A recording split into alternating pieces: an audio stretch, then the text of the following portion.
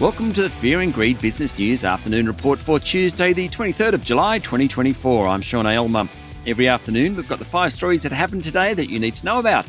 Story number 1, the S&P ASX 200 closed up 0.5% today to 7,971 points. The tech stocks did best, following a strong lead-in from Wall Street, while healthcare stocks, industrials and consumer discretionary companies also outperformed.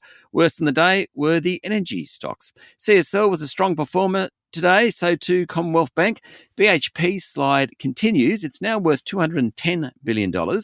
That's $13 billion less than Commonwealth Bank. Now, just about a week ago or so, it was the biggest company on the bourse. No longer. In corporate news, Transurban said it will partner with the Queensland government to widen the western section of the state's Logan motorway. Burns treatment developer PolyNovo outlined growing demand for the company's products in conflict zones and developing countries. Revenue last financial year was up more than 50%. Its share price jumped more than 7%, the best of the top 200. Wesfarmers and JB Hi-Fi hit record highs. Lynas Rare Earths said the June quarter was marked by lower production due to maintenance works and falling prices for products. Story number 2, Wall Street closed higher this morning with tech stocks leading the way. Nvidia jumped nearly 5%, while Tesla was up even more.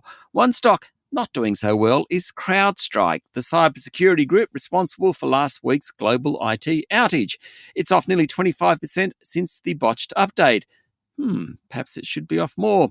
After getting used to what happened in US politics over the weekend, Wall Street still thinks Donald Trump will end up as president. That supported the US dollar, pushing the Aussie dollar down to 66.3 US cents.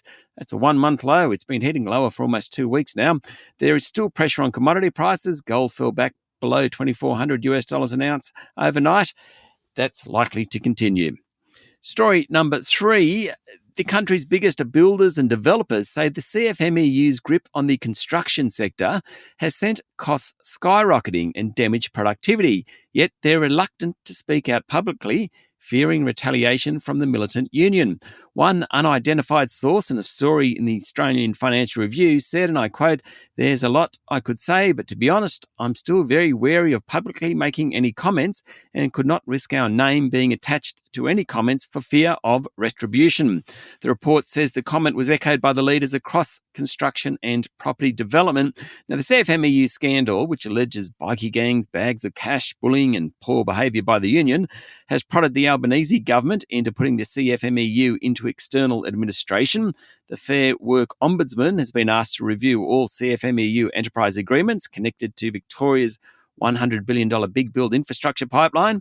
And Federal Infrastructure Minister Catherine King has directed her department to review construction projects overseen by government business enterprises, including the new Western Sydney Airport and Inland Rail. Story number 4, the Albanese government has given the green light to a new round of gas exploration. The government now supports gas as a transition energy, and the new gas offshore exploration permits cover both the Otway and Sorrel basins off Victoria and Tasmania.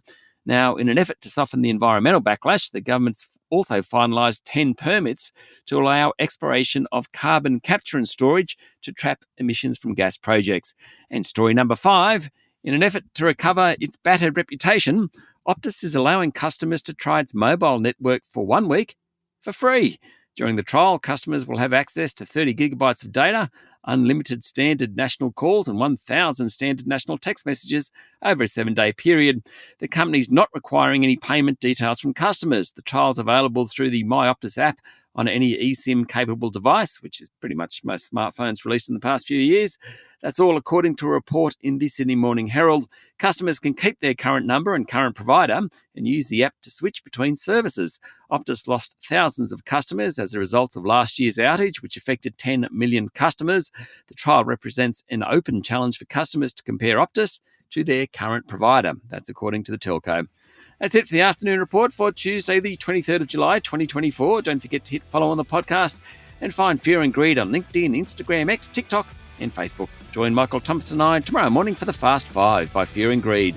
The top 5 business stories you need to know in just 5 minutes. I'm Sean Aylmer. Enjoy your evening.